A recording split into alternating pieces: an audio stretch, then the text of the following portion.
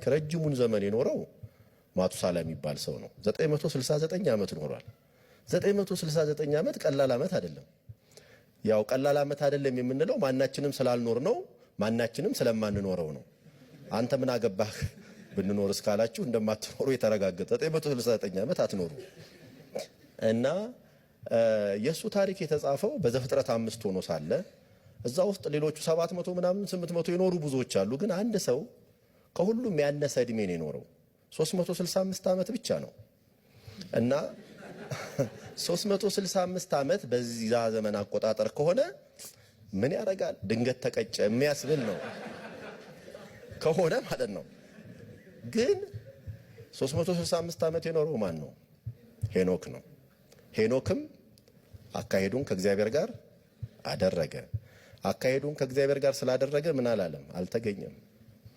ያልተገኘው ድንገት ወይኔ እልም አለ ተብሎ የሚደነገጥለት ሳይሆን ሲጨርስ ምን ይላል? እግዚአብሔር ወስዶታልና። 365 ዓመት በጣም ትንሹን እድሜ ኖሮ ግን እግዚአብሔር ወሰደው። አካሄዱንም ከእግዚአብሔር ጋር አደረገ። አጭር እድሜ ናት አይደል? በእኛ አታዩት፣ በእነሱ ጊዜ በጣም አጭር እድሜ ነው። በጣም ትንሹን እድሜ ነው የኖረው። ግን የሚገርም ነገር ደግሞ አለ። ማቱሳላ የሄኖክ ልጅ ነበር። ማቱሳላ የኖህ አያት ነበር። ማቱሳላ የላሜህ አባት ነበር። ሄኖክ አካሄዱን ከእግዚአብሔር ጋር አደረገ፣ እግዚአብሔር ወሰደው። ኖህ አካሄዱን ከእግዚአብሔር ጋር አደረገ። በጥፋት ውሃ ዘመን ቤተሰቡና እሱ ተረፉ። የአዲሱ የሰው ዘር አባት ሆነ። በጥፋት ውሃ አልጠፋም። የንስሐ ሰባኪ ነበር፣ ዓለምን ኮነነ። ኖህ በምድር ላይ በነበረ ጊዜ ያውቀው ነበር ማቱሳላ? አዎ። በጣም የሚገርማችሁ 600 ዓመት ሙሉ ያውቀው ነበር። ሄኖክ ማቱሳላን ከወለደ በኋላ ወደ 200 ምናምን ዓመት ኖሯል። ያውቀው ነበር፣ የአባቱን መንገድ አይቷል። ላሜህ ኖህን ሲወልድ ምን አለ? እግዚአብሔር ከእጆቻችን ስራ ከክፋታችን ያሳርፈናል ሲል ኖአ አለው ይላል አይደል? እግዚአብሔር ነው የሚያሳርፍ የሚል ነበር ላሜህ። ይሄ ሰው እግዚአብሔርን በሚያውቅ አባት፣ እግዚአብሔርን በሚያውቅ ልጅ፣ እግዚአብሔርን በሚያውቅ የልጅ ልጅ የተባረከ ነው። ግን የታለ ማቱሳላ? ወለደ፣ ኖረ፣ በላ፣ ጠጣ፣ ወንዶችንም ሴቶች ልጆችንም ወለደ፣ ሞተ። መቼ ነው የሞተው የሚለውን ግን ልንገራችሁና እንዴት እንደሞተ። ቀላል አርቲሜቲክ ነው። ማታውቁት ካለ ብዙዎቻችሁ ታውቁታላችሁ ብዬ ነው ማስበው። ቤታችሁ በኋላ ሞክሯት ምሽት ላይ። ኖህ 600 ዓመት በሆነው ጊዜ ማቱሳላ 969 ዓመት ሆነው። የጥፋት ውሃ የመጣው ኖህ 600 ዓመት በሆነው ጊዜ ነው።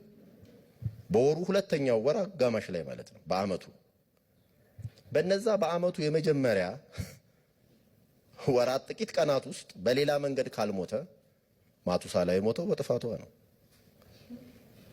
የጥፋት ውሃ ዓመት ነው የሞተው። ማቱሳላ የሞተው በጥፋት ውሃ ነው። 969 ዓመት ኖሮ በጥፋት ውሃ ሞተ። 365 ዓመት የኖረው አካሄዱን ከእግዚአብሔር ጋር አደረገ።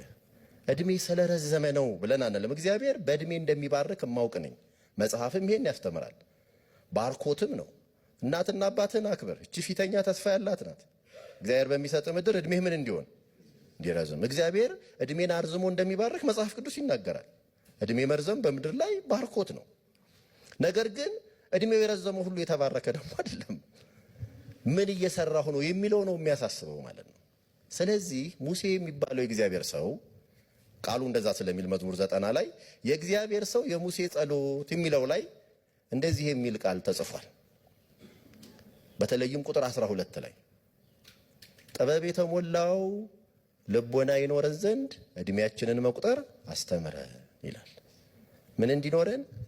ጥበብ የተሞላው ልብ እንዲኖረን እድሜያችንን መቁጠር አስተምረን።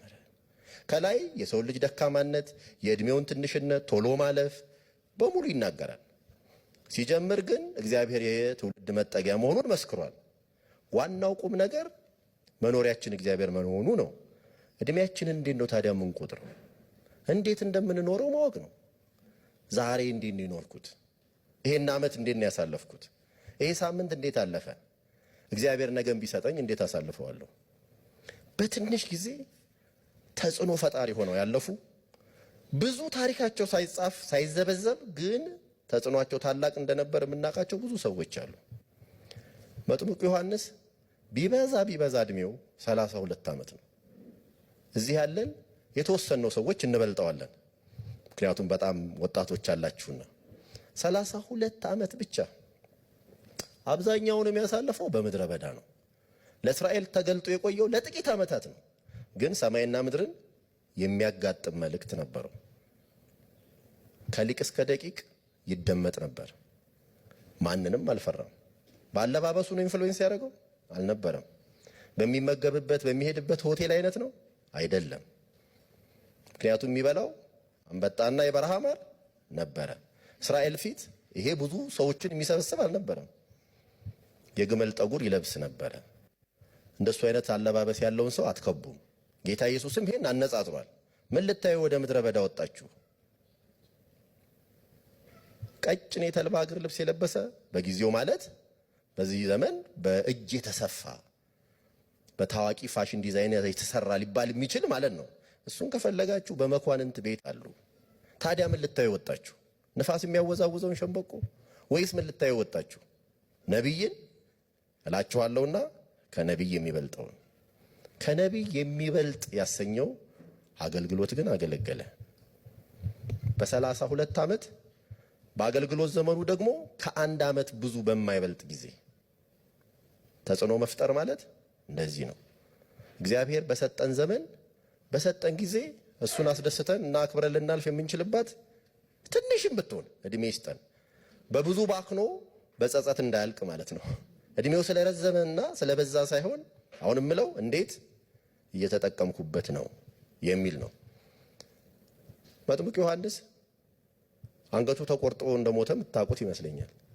አንገቱ ተቆርጦ የሞተ ነቢይ ምንድን ነው? በእውነት እግዚአብሔር የራሱን ሰው እንደዚህ ያስደርጋል እንዴ ያስብላል።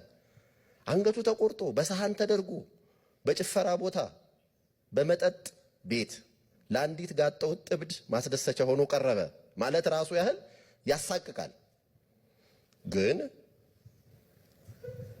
በጌታ ኢየሱስ በራሱ ከነቢይ የሚበልጠውን አስባለለት እና የአሟሟታችን ሁኔታ በክብር ሆኖ ሳለ ግን በዚህ መንገድ ልናልፍ እንችላለን። በእግዚአብሔር ፊት የከበረ ሞት የሚባል ግን አለ።